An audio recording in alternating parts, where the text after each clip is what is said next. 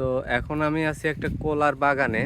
তো এই কলার যে ছড়ি বলে, এটা এখন ছোট অবস্থায় আছে। কিছু জায়গায় কলার ছড়িগুলো বড় হয়েছে দেখেন, তো এটাও এখনো ছোট আছে। তো এইটা মোটামুটি আর কিছুদিন পরেই কাটা যাবে। এটাও অনেক বড় একটা ছড়ি, দেখেন কত সুন্দর। আর মোটামুটি অনেক বড় এই ছড়ি, এখানে পুরাটাই হচ্ছে কলার বাগান, অনেক বড় এই বাগানটা। এইটা একটা, এইটা একটা, এটা আরো সময় লাগবে বড় হতে। এইখানে একটা আছে পরিপক্ক, এটা হচ্ছে একদম ঝড়ে ভেঙে যাওয়ার জন্য এই অবস্থা হয়ে গেছে।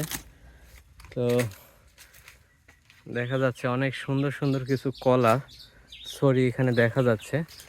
তো সবই ছোট ছোট, এগুলো আরো সময় লাগবে বড় হতে, এরপরে এগুলো কাটা হবে। তো এই জায়গায় একটা দেখা যাচ্ছে।